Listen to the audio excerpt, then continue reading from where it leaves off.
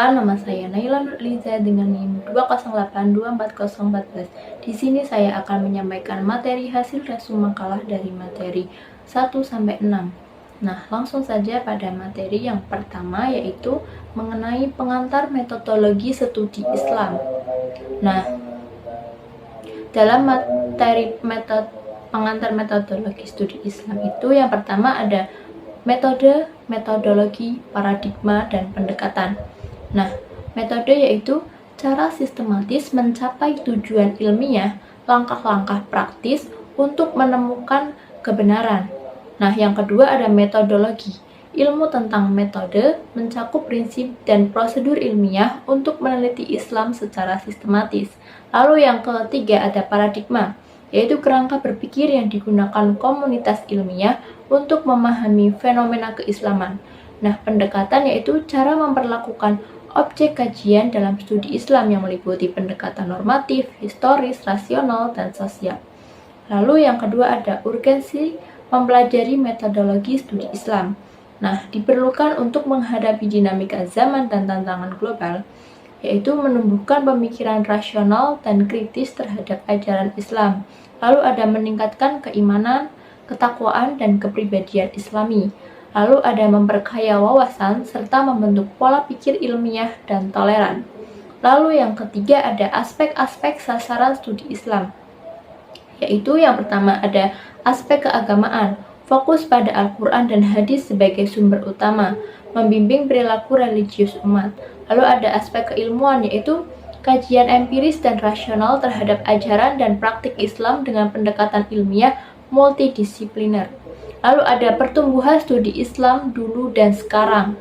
Awal mulanya yaitu pada masa Nabi hingga Khalifah Islam menjadi pusat pembelajaran keagamaan dan sosial.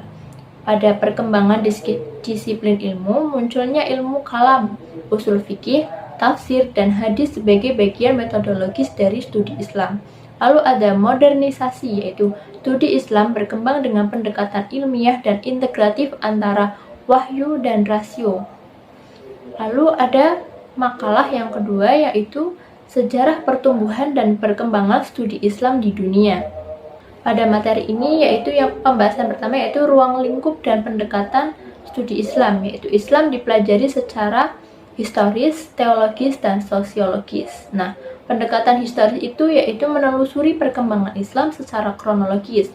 Lalu pendekatan teologis yaitu kajian atas konsep ketuhanan dan ajaran akidah. Nah, kalau pendekatan sosiologis yaitu menganalisis hubungan Islam dengan struktur sosial, politik, dan budaya. Nah, faktor pembeda perkembangan Islam dari masa ke masa, yaitu ada periode klasik 610 sampai 1250 Masehi, pada masa Nabi hingga Bani Abbasiyah mencapai kejayaan. Nah, periode pertengahan 1250 sampai 1800 Masehi yaitu mengalami kemunduran. Tetapi ada kerajaan besar seperti Utsmani, Safawi, dan Mughal. Lalu periode modern 1800 sampai sekarang yaitu masa kebangkitan.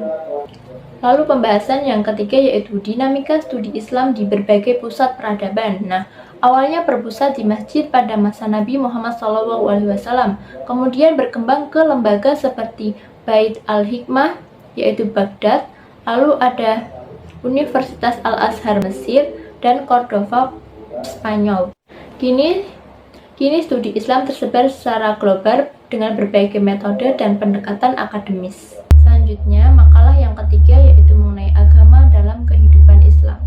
Nah, pembahasan yang pertama yaitu pengertian dan fungsi agama.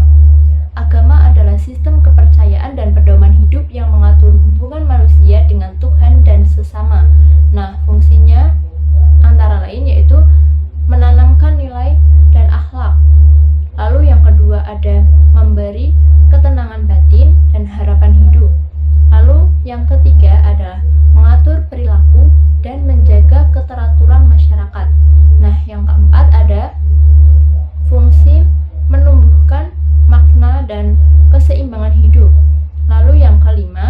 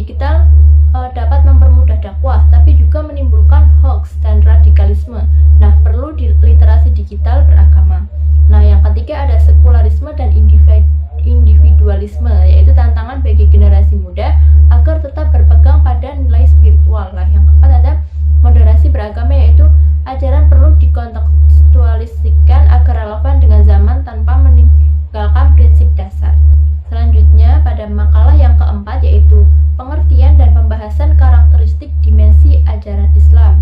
Pembahasan yang pertama meliputi definisi karakteristik dan dimensi ajaran Islam. Karakteristik ajaran Islam berarti ciri khas Islam sebagai agama yang sempurna dan universal. Islam mencakup 4 dimensi utama, yaitu ada akidah, fondasi keimanan kepada Allah dan rukun iman.